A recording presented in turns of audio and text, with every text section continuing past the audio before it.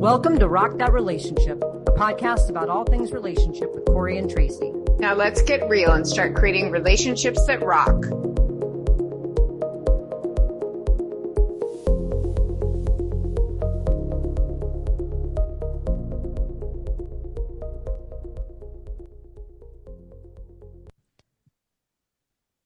Welcome, everyone, to our last episode of the season on friendships.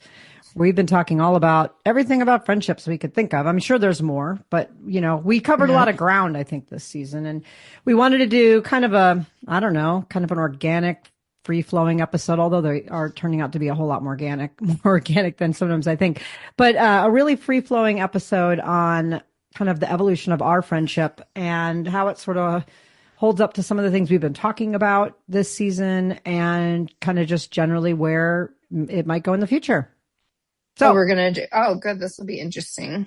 Do you already have it mapped out? No, I don't. I thought maybe we could talk about that as the evolution, right? Like the changing dynamics and things, like a lot's happened. I mean, we can sort of take everybody through kind of a historical snapshot of kind of where we started, where we've been and where we are, I think.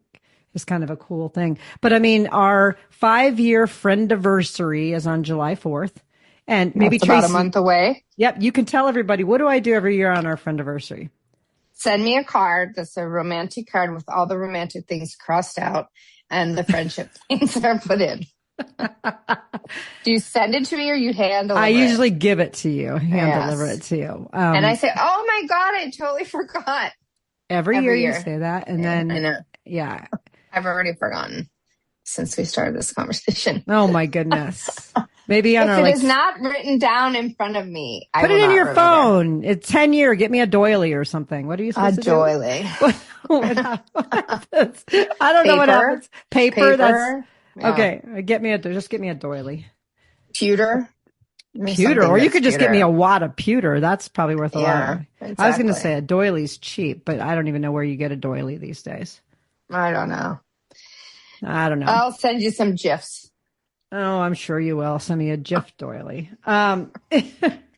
Anyways, all right. Well, we know that we've had people who are sort of avid listeners on the show who have listened from start to finish, and they've gotten to hear a lot about our connection over the years, and they've gotten to witness it unfold as we've been recording this over the years as well. So not just storytelling, but maybe we could just couch it in terms of friendship.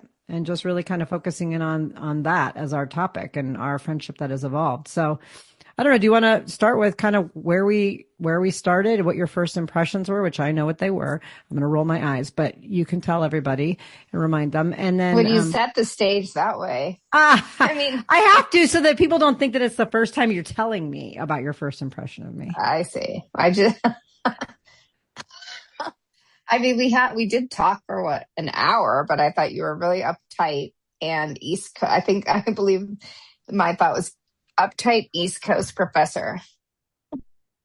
Okay. But if I was that uptight and kind of like, well, we wouldn't have talked for an hour. Yeah. Why would we have talked for an hour? Why wouldn't you have just like walked away? One thing I've learned about you is you never stay anywhere you don't want to stay. So you were getting something out of that conversation. Yeah. We had a great conversation about Naked and Afraid, the TV show. Hence my name in your book, Naked and Afraid. And we were both in a miserable kind of state of mind at this very not our kind of place party. And that's why I started talking to you, because you did have a shirt or hat on that said, I think it was the shirt said, I love hiking. And so that's why I talked to you. Also, like, I had to get away from the back. I was on my way out the door. Okay. That's also something I'm known for. Being on the way out the door and then being there, people are like, I thought you were leaving an hour ago. And I'm like, oh yeah, I got sidetracked. So yes, it was a good conversation. Even though I thought you were uptight, but I kept like thinking, why does she loosen up? What's her problem?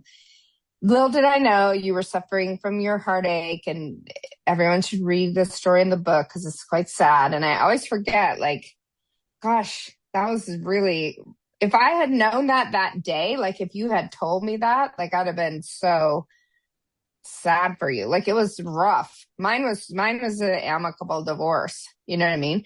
So I was going through it was amicable at the time. It later became, the divorce was amicable.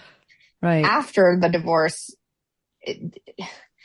I think there were exterior forces, but it became unamicable, which is really weird because during the divorce it was fine. But that was the thing is I went to the party, not because I was not sad at all about the divorce. Like that sounds mean, but it's true.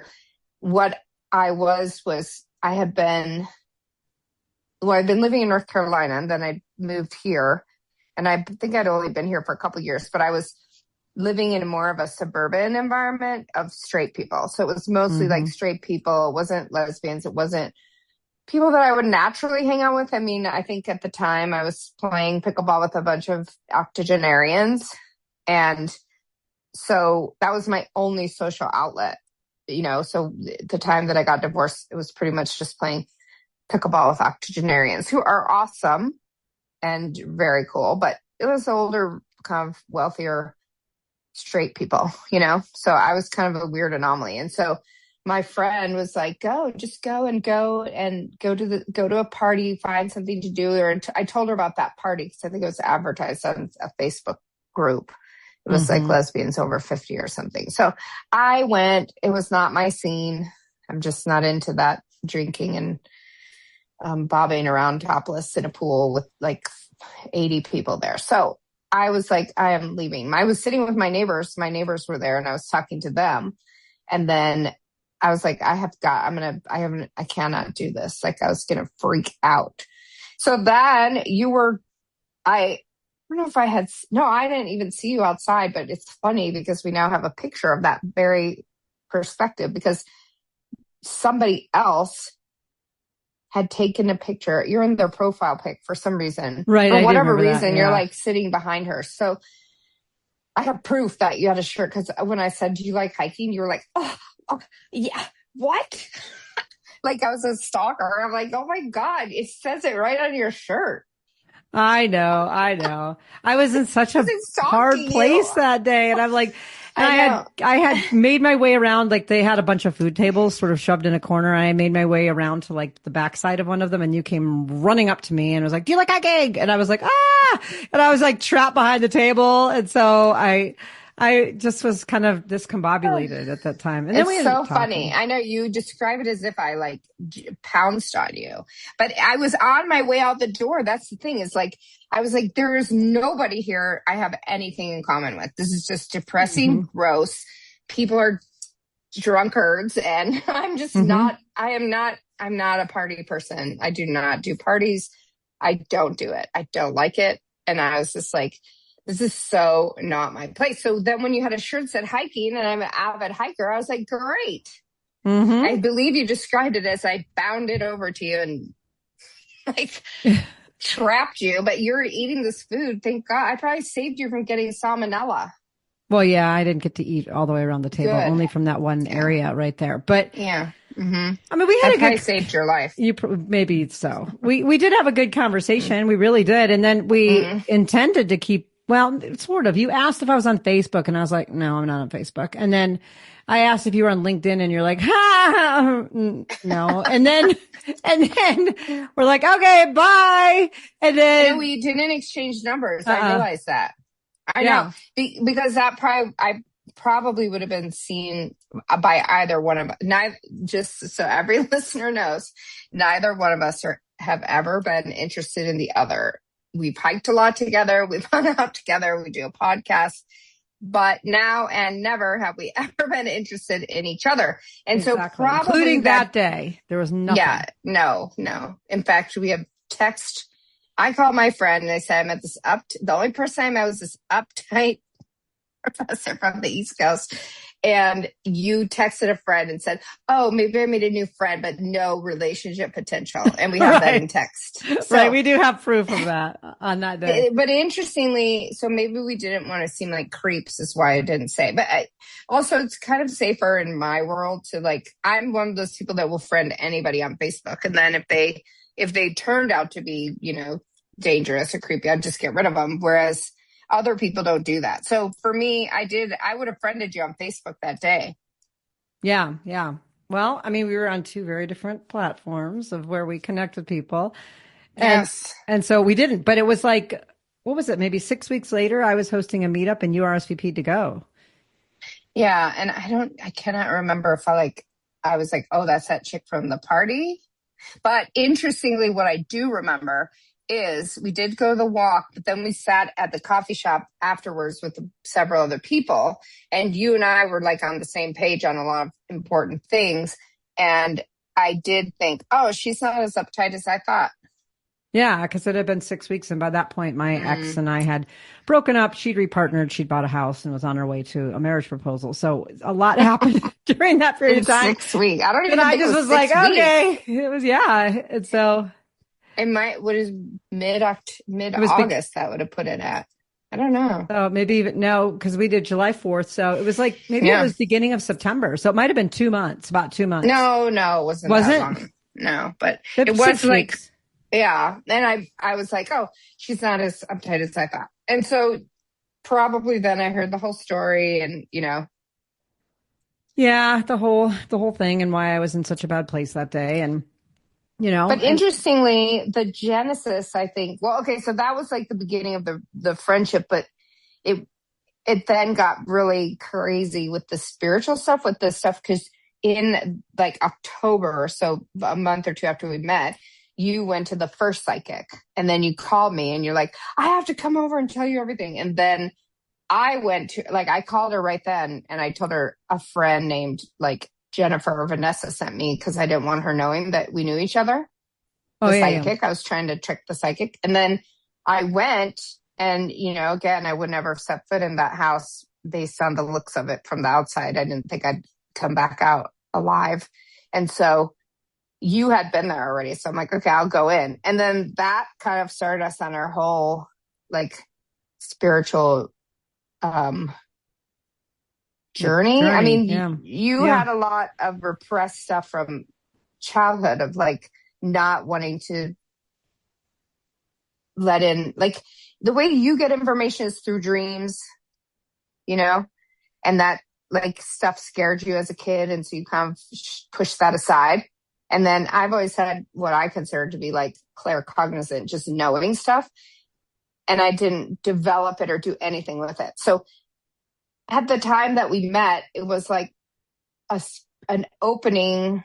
It was like a portal to a world of like so much more understanding of what we're dealing with here.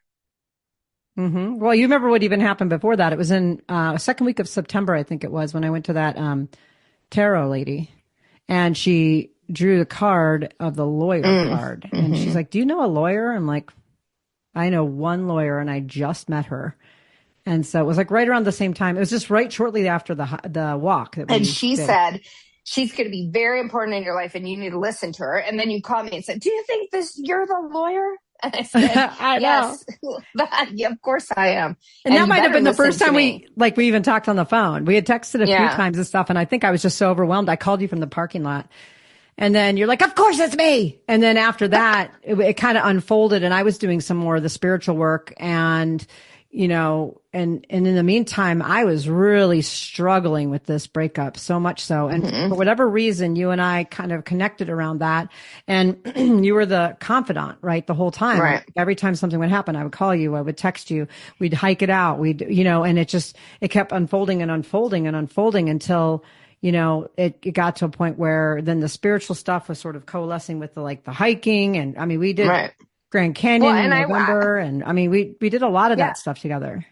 but I would have never done that psychic thing. I wouldn't have Uh-huh. gone there. Like that psychic she is legit. I mean, she is legit. Okay. And so like, that was for me, that was a turning point in my life of like having those kind of people advise me on what to do. Because then I went from that time that we met, 3 tumultuous, very short-lived, very tumultuous situations or relationships, And so their input in all of that, in addition to my therapist, in addition to my friends, was so helpful. And it resolved so many things in my life, And I mean, you were opening that portal at the same time as I was. I mean, I was going Right. back to I went to an intuitive development coach and I was manifesting and all this stuff. And I was sharing all of that with you as I was doing it. And then the psychic was the point at which you sort of jumped on board with all of it. And then you started manifesting and, you know, we were open to all of these things. But then we started going places together because we went to the tarot card reader together. And she said, oh, I cannot, like she stopped the session twice to say that we have been together in the early 1900s. We were a female couple. And then we had other people totally independent of that person say a lot of stuff about our past lives. Yeah. And none of it ever seemed untrue to me. No, it was like, oh, that explains that. Oh, that explains that. That explains that. And so we had all these kind of layers of things that were happening. I mean, we had, you know, kind of me working through my breakup. And then as things were sort of looking up for me, you were starting to shift through your divorce and things were getting weird and sticky in that arena. And you were having, you know, relationships and I was trying to date. So we had this sort of here and now kind of relationship support. But then we also had this kind of adventure thing. We were hiking all over the place. We were training for the Grand Canyon. Our big plan was to go to Machu Picchu. So we had all these kind of outdoorsy adventure things. And then we had this third layer of the spirituality that was just forming alongside where we were both doing our spiritual development and kept wondering not only like of our own journeys, but like our journeys kept crossing over. Over and over. And I mean, over the course of our friendship, we've come to learn that if one of us is going through some kind of massive like transformation or lesson, the other one is usually going through something similar. Maybe the circumstances are different, but the lesson is the same. Whether it's creating boundaries or whether it's seeking peace, whatever it is, we seem to be going through these simultaneously. We've been doing this for 5 years where we've noticed. And so I think we've kind of, we had all three of those layers of something that was unfolding, particularly in that first 6 to 8 months. Yeah. And it led us to the culmination of finding our soulmates at the same, almost simultaneously in different ways, but almost simultaneously. And I think that like, you know, I wouldn't have jumped into all that stuff. I mean, all that stuff is crucial had we not met. I mean, maybe it would have happened some other way, but who was it? So, okay, there's several things. One, the past life regressionist that came out that I was I'm on your spirit council and you are supposed to listen to me. So I am the lawyer you were supposed to listen to. And funny how I didn't like think, oh my God. I mean, because we didn't know each other that well when you told me that. And I'm like, of course I am. Like, it just felt right. It didn't feel weird, right? Like I was like, I'm calling this creep. rando and telling her that like I got a tarot card of her in my spread. Right. Cool. And you want to go hiking Saturday? See, that's the thing. Like I had never been doing that spiritual stuff. I wasn't like hippie-ish. I wasn't any way, shape, or form. But when that came to us, it just felt as the most natural thing in the world. You know? It explained a lot. It like filled in missing pieces that I didn't even know were missing. You know what I mean? Right. Yeah. And it didn't, that's what I'm saying. Like, okay, when I have told my neighbors, friends, whatever, stories about this, they're like laughing. They're like, think I'm a nut job. They think they're like in hysterics. But when this stuff has happened in real to you or to me or to this, like the other person who I said killed me, like we've had affirming feelings / sensations or whatever in our body and soul that this is the correct information. So other people have heard it and thought, oh my God, you're like off your rocker, right?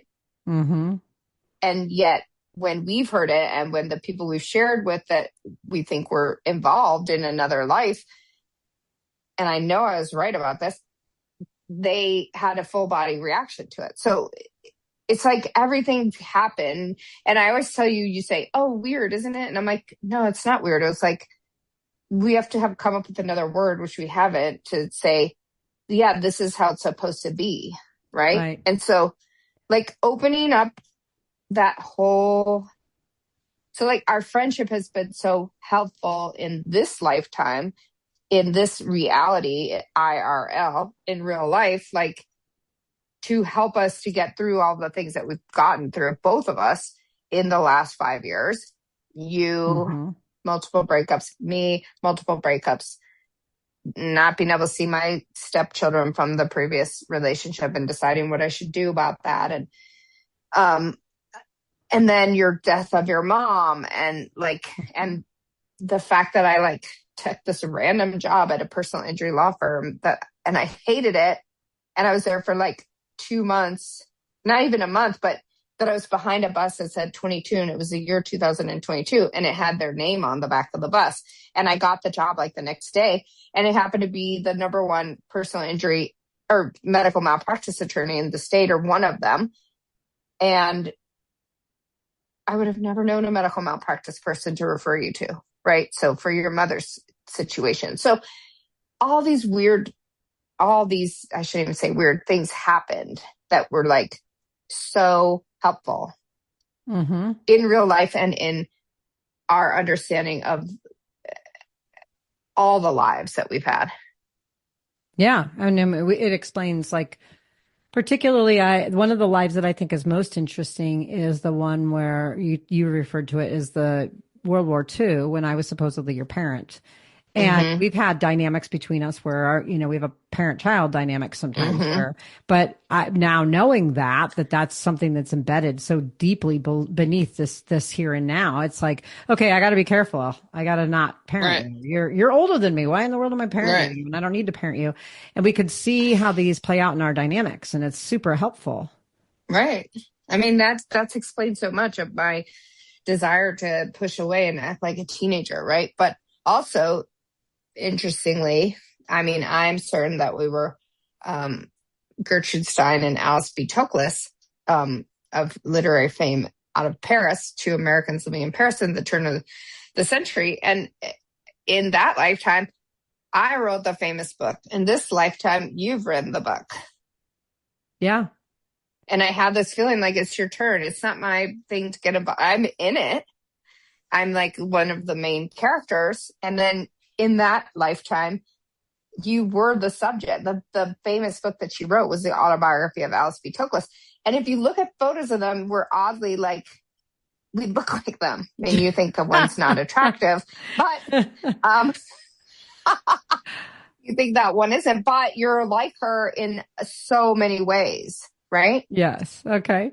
I mean, yeah, other than the horrid, big, practically bed sheets that they wrap around themselves as their I know, but they were living dresses. in Paris exactly. They had a dress like that, but they were avant-garde. They were really cutting edge, for their time. And they were doing all these things that we're doing. And it's weird because I do have all those kind of thoughts. And we can go back to the whole thing of when we walked out of that tarot card reader's house who said that stuff to us, we had never discussed our connection to France or to Paris or to anything. And do you know, since that time, and since me telling, so I used to be obsessed with French stuff, right? So I have my bachelor's degree is in French language and literature, but living with French people, I found that we don't really get along culturally that well. And it's not really my thing, right? They're just a much more reserved kind of culture. And I would consider a little bit standoffish, and I'm just not like that. I'm the anathema to French people, right? So I understand their language. I read their literature. I spoke it fluently when I graduated from college. And the thing was, I did so well in it in high school that when I went to college, I tested into third year French day one, right? And so why I was a person, I was grew up in the Midwest with no exposure to any other languages out in cornfields. I'm pretty much the stereotypical rural upbringing, rural America, eat your corn and your tomatoes and ride your bike on some backwoods road, and hope a kidnapper doesn't come along. That's how I grew up. Right. And so why did I have a thing about France? I don't know. And I was obsessed with the Holocaust since I was 11 years old. One track of my mind was Holocaust, Holocaust, Holocaust. And ever since, I said something to that person I believe was the person who killed me, her life has gotten much better. Her guilt and the things that she felt and what she's done in this lifetime. And my fixation on that dissipated. Not that I'm not interested in it, but my obsession of like everywhere I looked was, well, that's just like the Holocaust, or that's what's going to happen. And I know that we've been through this before, and that's like gone. Hmm. Well, And yeah. Bethany, our astrologer, had told me that a lot of people from the Holocaust were coming back now, and we're in a weird time of history. So when I actually explain it out, people get it. But what I'm saying is, when we left that day, we started talking about Paris, and turns out you had an equally like bizarre interest in knowing of Paris as a child in like what, Illinois or Mm-hmm. Yeah, we were both in Illinois Phoenix. at the time. Yeah, isn't that weird? Huh. Yeah, we At were the both. same time? What years did you live there? I lived there from, goodness, maybe 77 to 84. Yeah, those are my golden years. I lived in Illinois from 1970 to 1991. Okay, well, I was there during that time. I was Yeah. in elementary Yeah. school, but I used to draw like almost look like architectural blueprint drawings of the Eiffel Tower. It was like from memory. I didn't even look at a picture Yeah, isn't that crazy? in And they elementary lived in school. Paris. So there you Yeah. go. I mean, Yeah, I we, mean, yeah, we have these connections. We've been told so many times we have all these lives in common and that we have all these connections and we learn these lessons simultaneously and we've, and it continues to happen and we continue to know things and we continue to see things because even as recent as last summer, when I said to you, we were hiking and I said, what day is today? And you said it's May 13th. And I said, okay, well, I want you to look at your calendar and put in your calendar right now, August 13th, and say today, my life is incredibly different than it was on May 13th. You remember that day? yes. And then I was already married on August 13th. You were married like 2 weeks. Well, you met somebody. I met somebody that day, actually, Uh-huh. that you said that online. And then we Yeah. met 3 days later in person. And that was May 16th. And then we were married on July 20th. Yeah. And when you say you met that day, it wasn't like you were already planning on meeting that day. You actually, No. you matched on Yeah. the dating app that night. Yeah. And so, but I was like, I knew something. I knew something about May 13th. I said, by August 13th, your whole life is going to be incredibly different. And I had already known you for 4 years. And I mean, usually a 3-month period of time, your life isn't drastically different, right? Right. But I was like, nope, it's going to be absolutely different. And it was like, I knew. So, I mean, we've had these connections that have been, there's no way to really explain them in the kind of the Right. earthbound ways. There just isn't, and then during that, we've sort of smattered in like all the earthly things, right? The hiking and the adventures and the heartbreak stuff and trying to work through that. And you've gone through, some more heartache. And then I lost my mom and, we'd had all those things happen. So we had also the kind of like the here and now stuff, but deep down below it, there was also this kind of shifting of whatever the spiritual connection was that we pull each other along somehow. And I haven't had that happen so overtly with anyone before. Yeah. And it was so helpful because I do think a lot of it helped you deal with your mom's death in a really good way. Not that it was a good experience, but that you didn't let it destroy you. Right. And me losing access to my stepchildren, extremely painful, a lot of therapy, a lot of whatever, but an understanding of, things happen in this lifetime, right? Where like maybe there won't be resolution in this lifetime, or maybe it has to happen that way. And I think having that greater understanding has helped me to deal with these painful things, Yeah, we both went through it, and then it's kind of nice to not be alone too. Like when I would go to these things and get, readings, or I did my past life regression, you were on speed dial, right? Right. Because you believed me, you believed my experience. Whereas some people are like, oh, that's cute story. Right. Like, no, literally I went in my past lives and I like pet a horse and brushed a horse and you're like, oh my gosh, you did. And other people are like, you don't like horses. That's a weird story. And so, well, yes, it's very helpful to have people validate and actually care and also like understand it. Well, I'm going to ask you a few questions. These are sort of off the cuff right now. And I want to just hear what your thoughts are. What is one of your favorite memories in our friendship? What is one of my favorite memories? Hmm. Hmm. Oh, one of my favorite is the snake that scared the crap out of you on Watson Peak. You were spitting water at it, and it was like coiled up, ready to attack us. Scared. Actually, that was so funny because like we hiked a lot, and you live in Arizona, Tucson, Arizona, so you should be used to snakes. They're everywhere. They're like every 2 feet. I assume there's a snake. I just assumed there's a snake everywhere, and that snake would not let us pass. It was hilarious, no, and you were freaking out, and you didn't even want me to use your pole because you thought snake juice would get on it or whatever. I thought you were going to get your hand bit off because my pole's only 2.5 feet long or 3 feet long. I thought you were worried that like snake. No, I didn't want you to. I'm like, well, if I touch its belly, it's not going to get on here. Oh my gosh. I didn't want you to lose your hand. And you were too busy sucking out of your camelback, filling your mouth with water, and then spitting it as far as you could at the head of the snake. And I remember the snake was getting pretty pissed off. And I'm like, oh yeah, now it's really going to let us pass by. It's now pissed.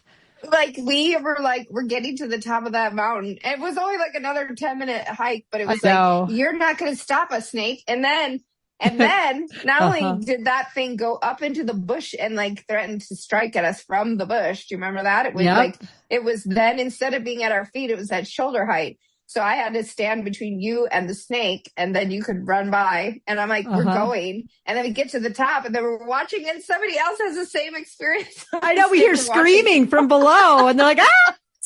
And we heard it. We're like, okay, I guess it's still there when we go down. It was so funny. I think that was hilarious. That was fun. Gosh. I know. That was fun. And I'm trying to think of what else, but that was fun. That was a fun day. And, I'm like on this hiking hiatus, actually. But I'm going to start again tomorrow with you, which I regretted saying. I opened my mouth and said I would come down and do it. Gosh, it's going to be fine. I'm so chubby right now. It's not. We're going to have so much fun. I have to get weighed next Friday. It's very distressing. I don't even let them tell me what my weight is when I go, and I turn it down every time I go. But I mean, this is for the life insurance thing, but you just tell them they put a Post-it note over it. I had them do that at one thing for my biometric screening for work. I'm like, I know you have to weigh me, but I'm going to put the Post-it note over it, and you just can write it under. That's a good idea. I should tell them that. I'm like, I don't think it's healthy. But well, right, and I mean that's the thing is like, I look around and I'm like one of the healthiest people. I'm like, you're going to judge me? I feel so judged, but it's for life insurance. But I know they have to do that, but I know they do, but yeah, I'll get back into hiking. But, I like to go really early and then be done. I know we're compromising. But okay, well, I have one of my favorite memories, and it is a hiking memory. Okay. So it was Grand Canyon rim to rim, and then we stayed the night and then at the north side, and we did rim to rim back the next day. So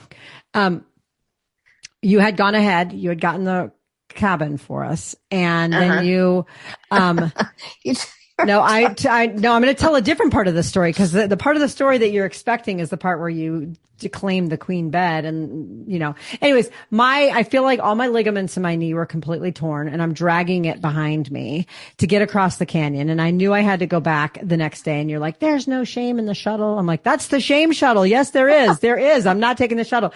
So you went and got me ice while I was in the shower. And as soon as you came back with your ice, you said, the lady at the check-in desk thinks that, and then it was your ex, was totally stupid for breaking up with me.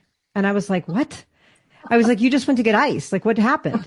And you're like, she thinks she was totally stupid, and she's going to regret it. And I was like, did you literally tell your whole story to the reception lady? Like, what just happened? You were gone for 10 minutes. How? And you're like, oh yeah. And then I think she was hitting on me. I was in so much pain, and I was like trying not to laugh because it hurt my knee. It reverberated all the way down, but I was like, what is she talking about? Oh, it was so matter of factly. Oh yeah, she's just an idiot for dumping me. I was like, oh my God.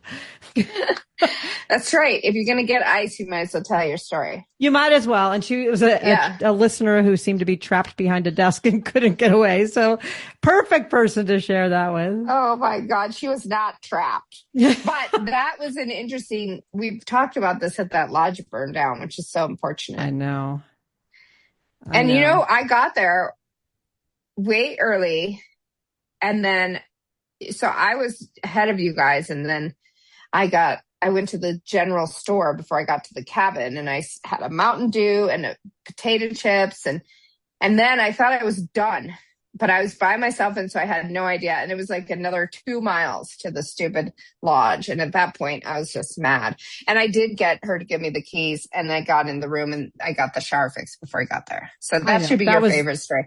I got the shower repaired. Can you imagine if you got there and you couldn't take a shower? No, I do appreciate that, but I also appreciate your humor as a welcome break from my suffering and pain of my knee. So, and you should have just taken the shuttle, but you didn't. You no, went it's the next day too. And I know that this is not. If you're listening to this podcast because you want to find funny dynamics between friends, perfect. If you're listening to it for Grand Canyon advice, turn this off now, because I should have taken the shame shuttle back, but I did not.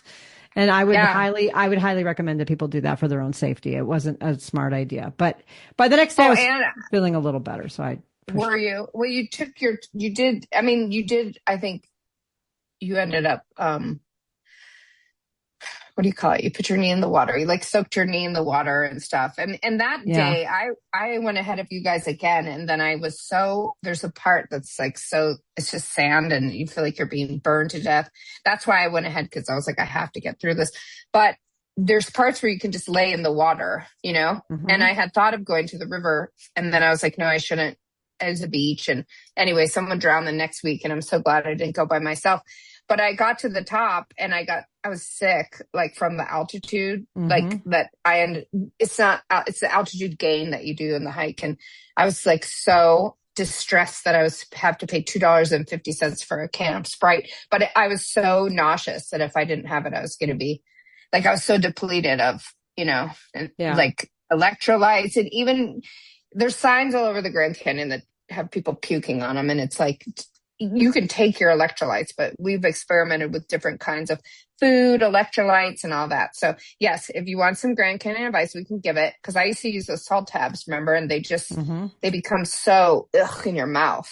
And I just threw away a whole bottle of salt capsules. Cause I'm like, there is no way if I'm hiking, I could choke that down. I would puke. No, I agree. But if you're looking for Grand Canyon advice, it is not this episode. Although we do have really good advice. We do have good Grand Canyon advice, and I've done the Grand Canyon several times in various fashions. Yes. So, okay, I'm going to switch to another question. I want to ask you, and then you can ask it of me. Okay. So, what do you offer me as a friend? Now, currently, or historically? Both.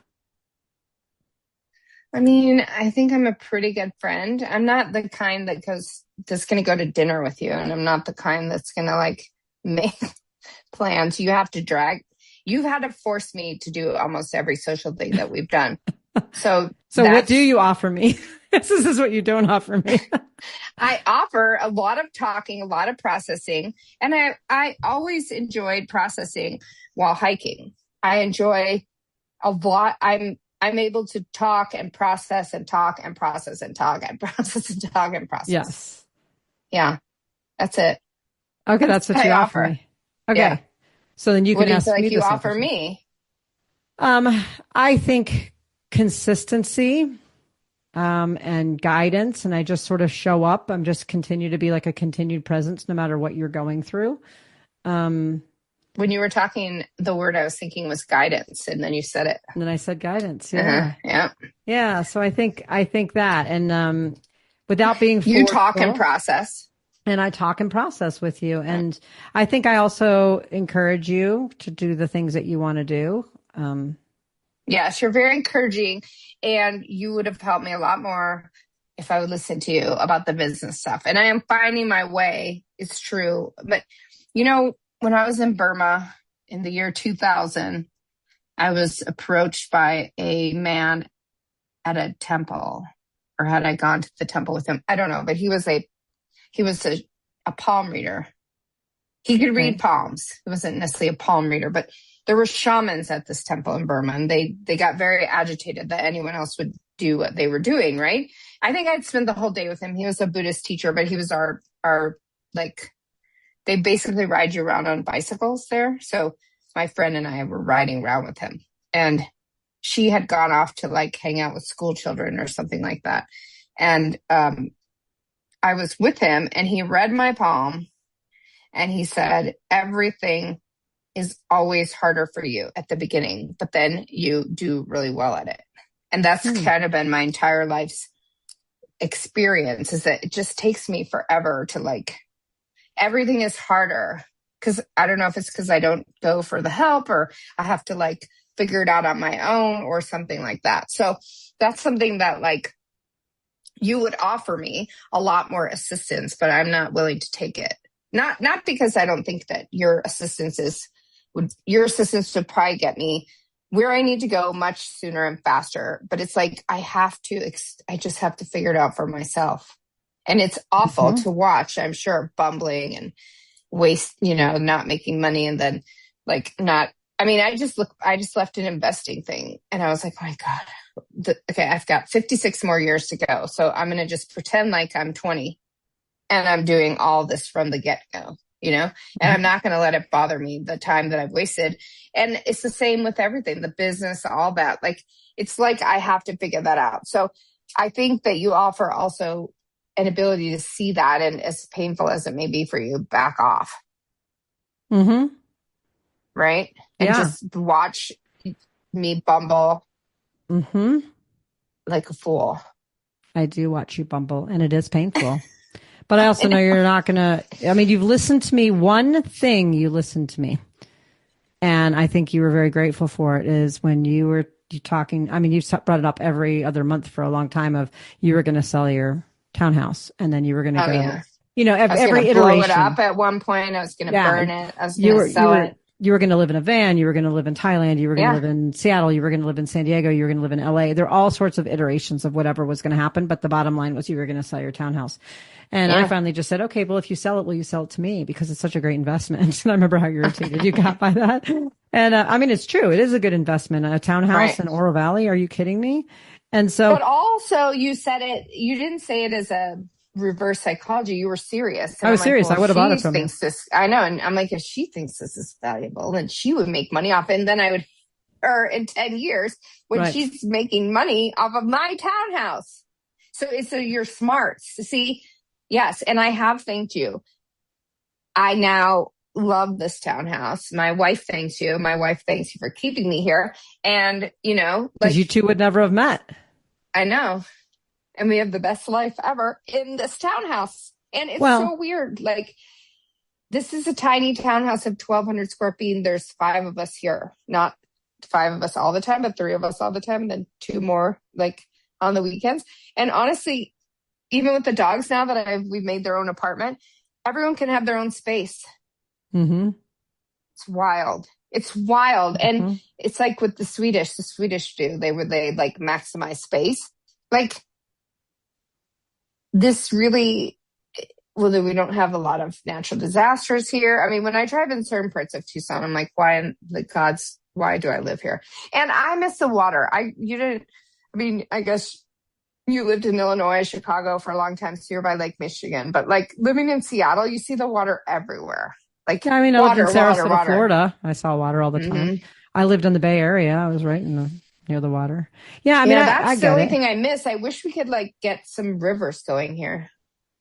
Yeah. If there were rivers here, if like that CDO wash by me, if that was a river, oh my God. Like if I could just walk by the river, Right. It doesn't have to be like a ocean, but an ocean or lake, but like just a little bit of water.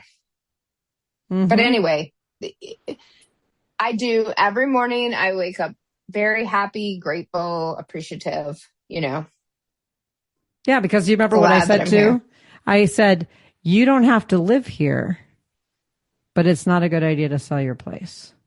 Yeah, and you said have a home base and travel and do whatever. And what do I say to my wife when she's like, ugh, here, because we're both from elsewhere. And I'm like, this can be our home base. Do you want to be house poor? Do you want to sell this place and exactly. be house poor? That's the thing. Now I have to, yes. Okay, master, I have turned into you. See, but you see that your words come out of my mouth now to my wife. Do you want to be house poor somewhere else? Right. Do you want to travel ever again? Do you want to, Yeah. Yes. I repeat all those things. Good. My work here is done. Mic drop. Yes. I know. That's the only thing I think you've ever listened to me about. And finally, there was a couple of years ago, I was just like listening to your sob story about something. And I was like, I'm not going to give you my opinion. And you were like, why aren't you going to give me your opinion? And I was like, because you don't listen to it. You don't take it. It makes no impact on you whatsoever. So I'm just not. I'm just going to listen and go, uh-huh. And then you're like, I want your opinion. I want it. I'm like, no, I'm not going to. No, I want it. And it was like, I don't know if you want to hear what I'm going to say. Oh, I do. You know, but I'm pretty reluctant to tell you what I really think about some of the things. Well, you have to. Okay. Well, that's the thing. People need to hear it, whether they follow what people's advice is, you know, but that's the thing. Having honest people in your life, not abusive people who shove their opinion down your throat and in a mean way, which is not even right what they're saying. But like, yeah, I want to know. I mean, yes, I'm going to say it here on the podcast. You have saved me in so many ways, because I would not have met my wife if I had taken off. And I wouldn't have this lovely home for us all to live in, which is perfect. And you know, it's so interesting. It's just like little things that, you know, adding on a little bit of a room so that, you know, 3 kids can be in one room, but it's 2 rooms. Putting, you know, I have skylights, and in Tucson, you know, it's brutal in the summer. And so I never even thought of this, like, what do you call that? Shades for a skylight. They sell shades for a skylight. Like my mind couldn't visualize it. So like, we've put so many plants in our front yard. And so like, we can sleep with the window open, and like people can't see because of the way that we've put the plants up. And so just like a few alterations or modifications has made all the difference in the world. And you'll have that house paid off before you know it, because it's right. Your mortgage is so reasonable. There's no way you could even get that kind of a mortgage now. I know. Or buy something else. And it's like, we shouldn't be trapped by those things, but some people are. And, you know, you said to me the other day, you're like, God, I don't know how you have so much like opportunity to do so much traveling and all that. And I'm like, 'cause I'm not house poor. Right. Yeah. I'm not. I fixed up my house. It's like the way that I want it, and I'm not house poor. I can go where I want to go, and I know I can come back to my home, and I don't want to be house poor. Right. And that's the thing. And so it's like, but then I also get to travel all over the place. So if I really didn't want to be in Tucson very often, I wouldn't have to be. Right. Because I'm not house poor. Right. Well, and the thought, like when I see people who are moving or even just trying to rearrange stuff in here and make things so everyone can have it, you know, work for them. Like, I don't want to move. I do not want to move. No. I do not want to drag this stuff out of here. And like, I can't handle it. And then the thought of these people who have multiple homes or 2 homes, it's like, no, thank you. I can barely manage to keep this one up. Oh my gosh, I co-lived for so long. Oh my gosh, it's such a pain. I would forget my slippers at one place and my phone charger at another. And then somebody's birthday was in one community I was in, but I was always in the other at the time. Anyways, neither here nor there. It looks like you do listen to me every once in a while. I listen to you all the time. You always pick questions. I don't typically take advice from people like, you should do X, Y, Z, and then I do exactly X, Y, Z. I like people's opinions because then I can form my own from them.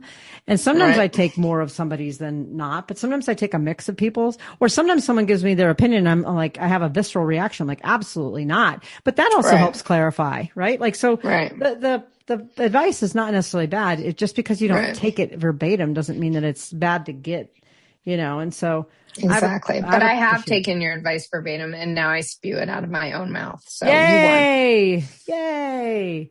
I have a lot more too, so you can feel free to tap in and ask me. I've got a lot of opinions and things. So after this, after we get off, I'm happy to go through each of them with you if you'd like some. Okay, I'll see if I have time for that. Okay. I have a big to-do list next to me. Okay, go on. What else? Do we have other questions? Well, you asked me some questions. Do you have any questions off the top of your head? Well, no, I mean, I feel like we talk enough. Like, we're talking all the time that, like, I mean, what do you like think of this friendship? Are you glad that we met, and do you want to continue this friendship? Well, I'm not going to break up our friendship on a podcast right now. So that Because it would be gauche. It would be so rude. So rude. No, I think that this friendship has changed and evolved over time, serving whatever need we feel it needs to serve at the time, whether we consciously make that happen or not. So it's morphed, right? Like it's points in which we were all about trying to find love in relationships and going through a lot of that. It was a lot of processing and tumult and tears and all that and support, right? But then there were times in which it shifted into like my grieving of my mom, and it shifted into your changing of your professions, your jobs, all those things. Right. And we've sort of morphed and changed like what we need over time. And so, but we continue to show up and continue to offer support to each other based on where we are. So I see that continuing to be a trajectory in my mind, is that even though this morphs and changes, that's what the friendship is. So while I say like I'm consistent for you, I'm consistently there, but what role we play and what we're doing to show that support and guidance might change based on our circumstances. But I don't necessarily see it going away. I just see it as continuing to evolve, and I still see us. Every time we turn around, we're still finding ways that we're spiritually connected on some kind of a larger journey. It's not like something we just went to the psychic like years ago and that was it. It's like we're continuing to unpack things that are happening, that are in alignment. And so, yeah, that's my thought. Yeah, we're not needing like sounding boards now because we're both in such a good place. I mean, that's the thing. So then it seems like, I mean, I know I've talked to you and I'm like, well, I have really nothing to say because my life is so perfect. I mean, here's the thing. This is the thing about me. Like, okay, so the personal life got perfect. I'm in the perfect relationship. I'm so happy. And then I just forget that I have to have a career and I need to make money and do all that. And it's like I forget that. So now I'm focusing on that, right? So, and that also has a spiritual component to it, right? Or, the psychic thing, or how am I going to make that happen? And how can I do that in alignment with my values and all that? And so I think that like, there are ways like, cause we have talked and I'm like, I just don't have anything to say. It's that, and we did get to a point with the politics where I thought I was going to just like, and the current events where we couldn't even talk about it, I think, or wasn't healthy to talk. So I stopped talking about it because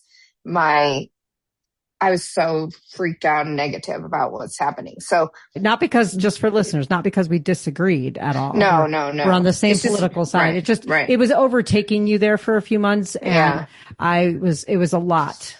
Yeah. I was super like down about it and like, oh my God, what can I do? I can't do anything to stop this. And I was getting very upset about it. And so then I had to go insular. I had to go look inside myself and find that spirituality again in order to actually be able to move through that. And I told my wife that too. I said that I'm depressed. It has nothing to do with you. It has nothing to do with our relationship. It's what is going on in the world. And I have to find a way to reconcile that and still find ways to be helpful and do things that I know matter. So then if you're not talking about current events, if you're not talking about your relationship, and then I really just I was so busy with kid stuff that there's no way I could focus on the career. So now I'm back to focusing on career. We're at summer break. So I freed up hours of my day from driving, and actually be able to focus on the work stuff and all that. And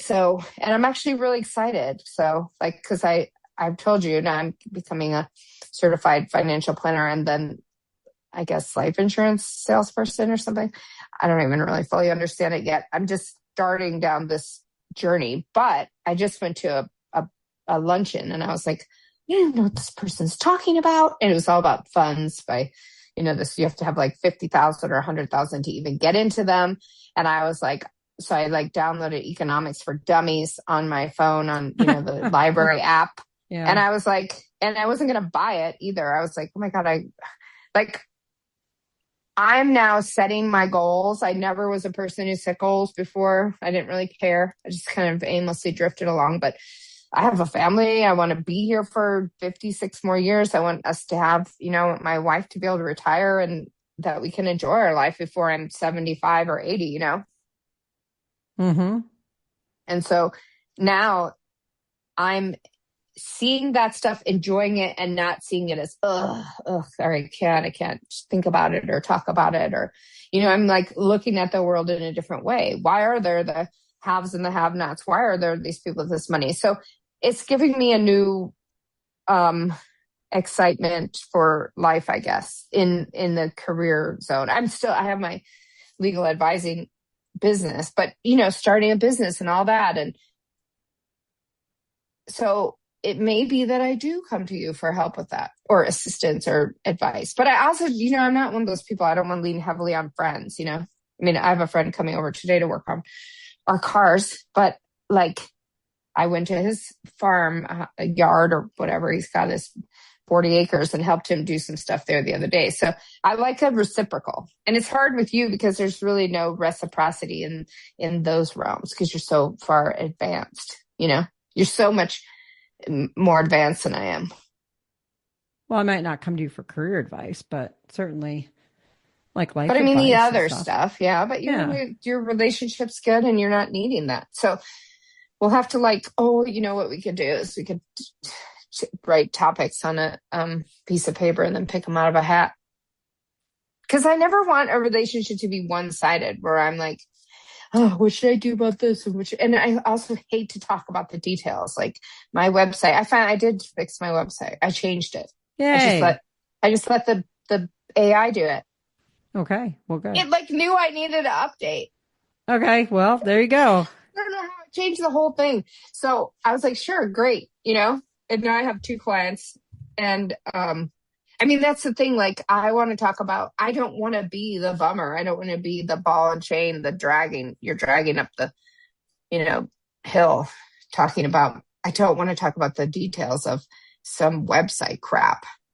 That makes me want to hurl myself off the mountain. So I see us going forward in a really fun way.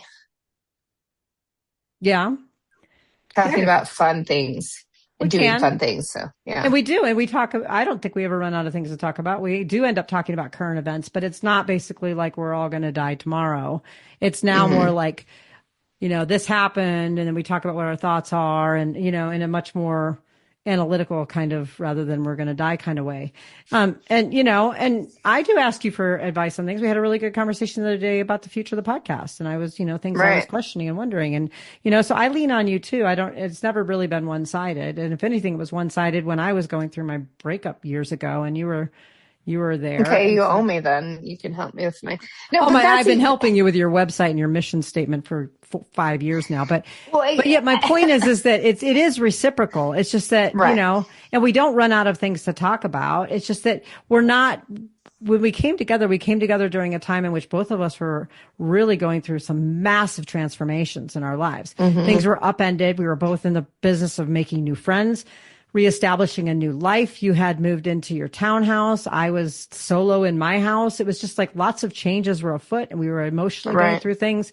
And so we leaned on each other to get through those hard times. And then times would get a little bit better for certain periods and then they would get bad for something. And, there's just different times in which we've leaned on each other. And it doesn't mean like from this point on, neither of us are ever going to have a hard time again. It's just right now we're going through like a stasis, which is good because we both needed a little reprieve from the emotional heaviness of what we both had to go through individually over the last few years. Right. So, but it's think of it as a time of invention and innovation where our conversations aren't necessarily focused on like how to survive this horrible feeling that I have and more like how am I going to thrive with my career, my family, my friends, my partner, my travels, whatever it is, and really think of it more like shifting it to that, right? Yes. Okay. Say that again. So we're moving from survive to thrive in terms of the types of support we do. We're like, instead of like pulling me out of the depths of heartbreak, instead you're cheering me on with my relationship. Right. And so, and your new special edition podcast series for lesbian love advice. Exactly, which is super excited about because, one of the conversations we had that was super helpful was what is the future of this podcast? What are we both getting out of it? What do we both want out of it? And, So for next season, in a few months, I'll be launching a special edition series of Rock That Relationship called Lesbian Love Lessons. And it's real specific, on purpose because it's a special topics. And, I'll be doing that with 10 individual guest co-hosts. So Tracy's going to take a season off. And she's got a bunch of things in her wheelhouse right now that she's trying to deal with and do. And I want to do something kind of innovative and unique. So I'm going to pilot this little thing here and we're going to do some really fun conversations with lots of people. But this was a great conversation. We came to this point where we agreed it was kind of a win-win all the way around. Right. 100%. And that's the thing. What did I say? Fly, little birdie. Do your thing. Like, I'm never going to get in your way, right? And I think you were a little bit nervous about broaching that subject with me because, it's our podcast, Rock That Relationship. And I love the podcast and I love that I think we can do it in the future. But you're doing some solo projects, which is really important because over the years that we've been friends, you have talked about it's been difficult with other people when you are like light years ahead of people. And you need to just that saying that we're going to move from surviving to thriving is so perfect because that's where we're both in a position to be able to thrive now. So we should help each other thrive. Mm-hmm. I think that's great. Like I hadn't even thought of it that way, but yeah, because a lot of our relationship has been like, oh my God, can we survive this? Survival, like literally survival of like, am I going to, lose my mind or how am I going to get through this? And why am I being tortured like this? And so now we're not in there. So then I'm like, oh, done. We're done. Everything's done. Everything's easy. But you're right. And I've wondered that before, like with people who are like so spiritually already aware and they already have so much going on. They're already making money. Like, why do they need to do anything else? But those are the people. Okay, this is the stage I need to get to is like, you're set. I said that to you the other day. You're set for life. You don't have to do anything else if you don't want to. You've already traveled everywhere. You've been to Kangaroo Island off of Australia. Like you've made it, in my opinion. I've seen the elephants. You've seen the kangaroos, right? Mm-hmm. I mean, we could say that's it, but done. We're great. Life is great. I mean, I'm so blessed and I feel so fortunate. But then it's like, I have to overcome that. Like, I'm so selfish to want more, but I want more because I want to help more elephants. I want to do more of that. I want to raise more awareness. And so how can we, thrive? So we're both in with our soulmates. We're both in this really happy place. We're both financially set enough, mm-hmm. and we're not needing for stuff. I mean, I'm broke. She's not, but I'm in an okay position. Right. And I have a home.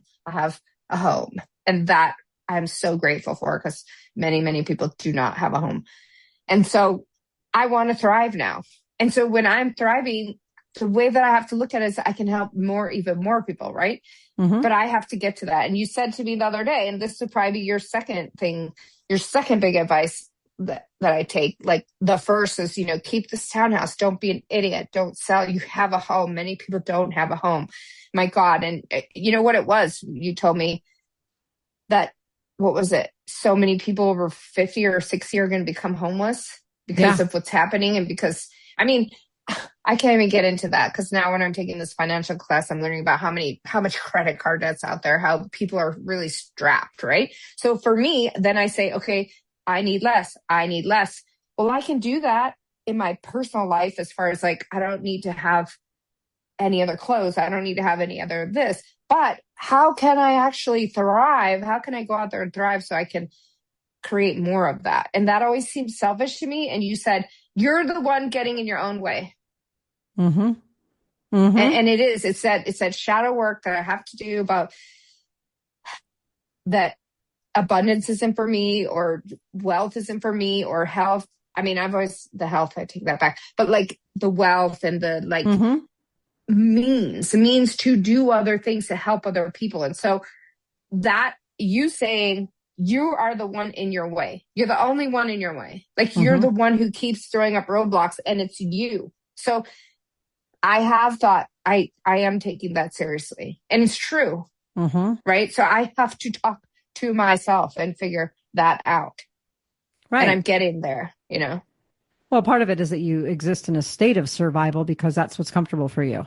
So you put mm-hmm. up all these roadblocks. So you feel like you have to like go over them. And, it's like the ground is treacherous and everything you have to survive because that's comfortable. But the reality is if you got out of your own way, all you would be doing is needing to thrive.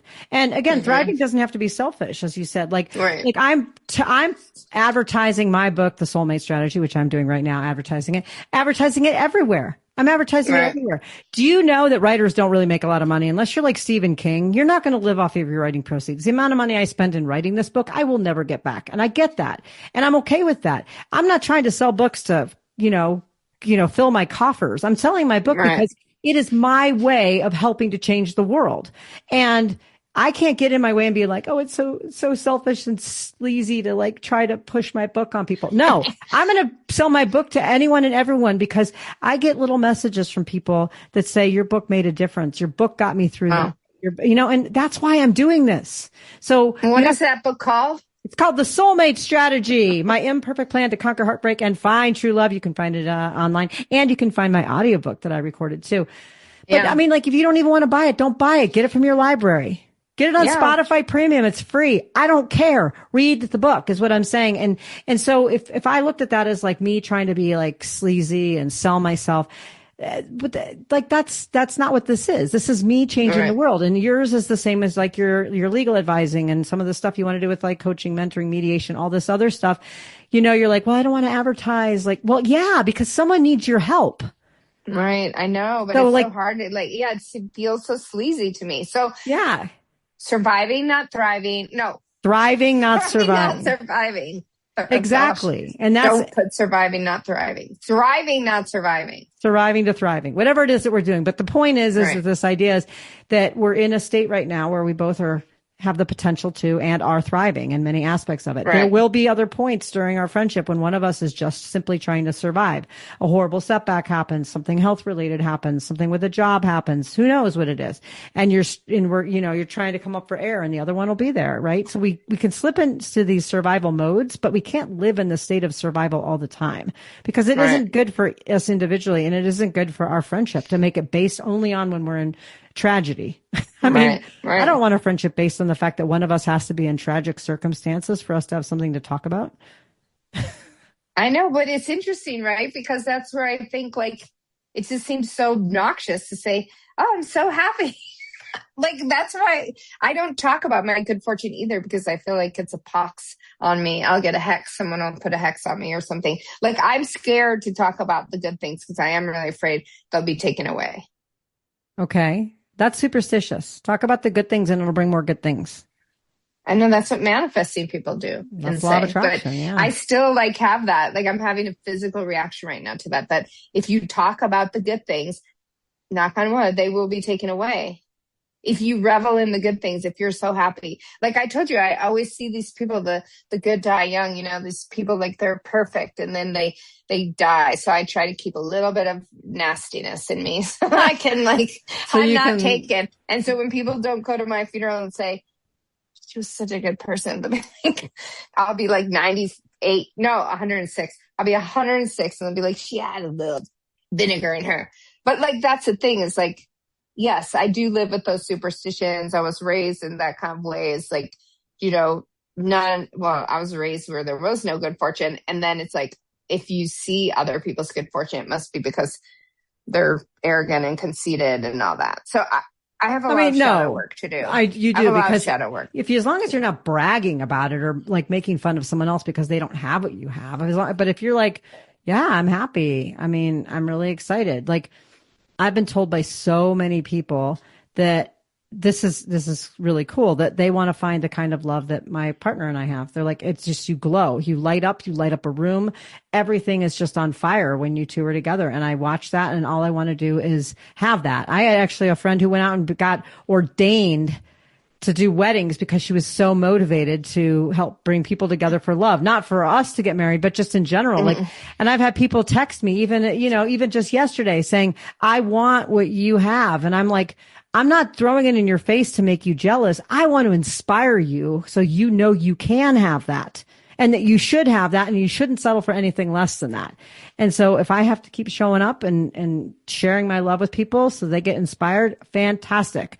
If I went around and was like, oh my gosh, your relationship sucks, you don't have what we have, That's not cool, right? So that's like not what you want to do. But living your life authentically and just simply enjoying the things that you have and the things that you do, live it. It's contagious. It's inspiring to people.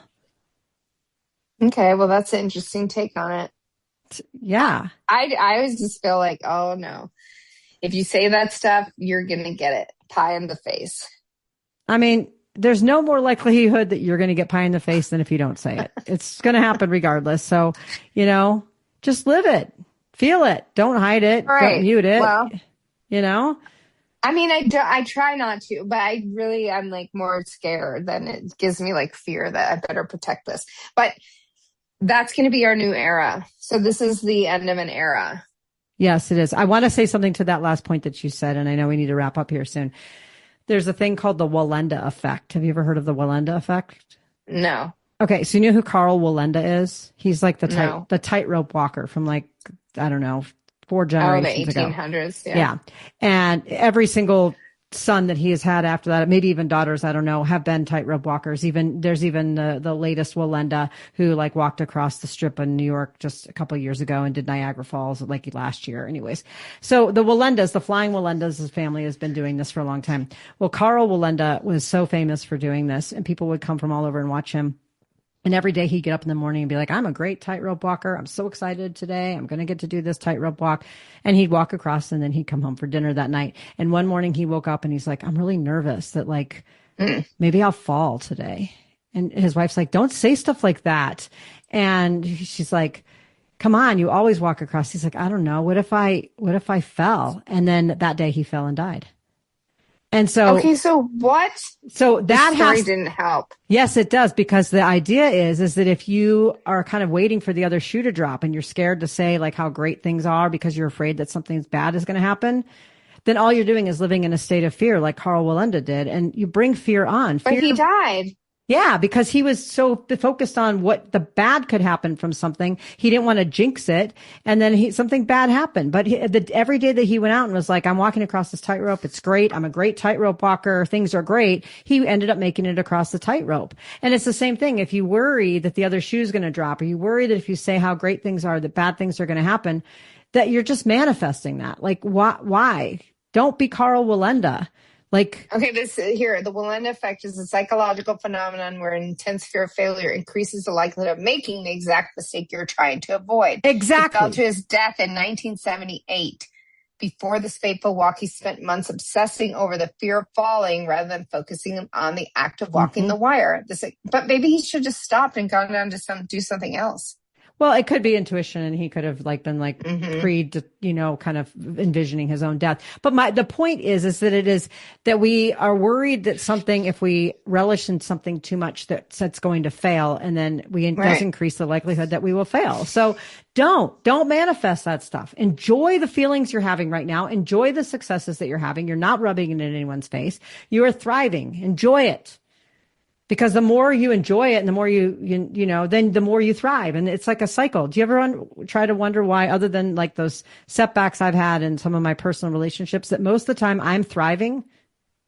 Yeah. Because I live in a thriving state. It's a thriving state. You always say, nobody sees my failures. People always see my success. No, I see failures. I do failures, but it doesn't mean I'm not thriving. I get right back up and I thrive. Like I don't. No, I'm saying you say other people don't see your failures, right? Well, because they see the end result of all of your working on stuff. Well, but I'm gonna change my mindset now to thriving, not surviving. Yes, and I think that will be a good theme for our friendship too, as we base our connection on not trying to help each other survive horrible things that keep happening to us, but helping each other thrive on the things that are good. And then if we go have setbacks, we're there for each other for those, but that we don't have to have a mindset that our friendship is based on survival. True. Smart. There you go. That is that's good. That's smart. Yes. All right. Well, with that said, we have covered a lot of ground. So if I were to sum this up, is we met at a party. It wasn't for either of us. We didn't want to date. And you thought I was kind of stuck up. And then we ended up meeting later on at a walk. And then you were my lawyer card in my spread. And then all of a sudden we had all these hiking adventures, spiritual journeys. We helped each other through tons of really, really difficult things. And here we are today, and we want to survive, or we want to put away survival and focus on thriving as a way of shifting the mindset of the friendship. We want to thrive, not just survive. That pretty much sums it up, right? Now we're going to move to the thriving phase of the relationship, not the surviving phase. Exactly. Thriving, not surviving. Okay, there we have it. Done. Thriving, not surviving. I'm going to write it down. I'm going to get that tattooed on my arm. Thriving, not surviving. I think that's my next tattoo. There you go. So with that said, as you mentioned before, and as I talked about before, we're looking forward to having a special edition series launching here in the next round of this podcast. And then we will go from there. But until our next episode, go out there and rock those relationships. If you liked what you heard, check out our show notes for resources from today's episode. Make sure to follow us on Facebook and Instagram under Rock That Relationship, and go to our website at rockthatrelationship.com for updated episodes and more great information. Thanks for listening. Now go rock those relationships.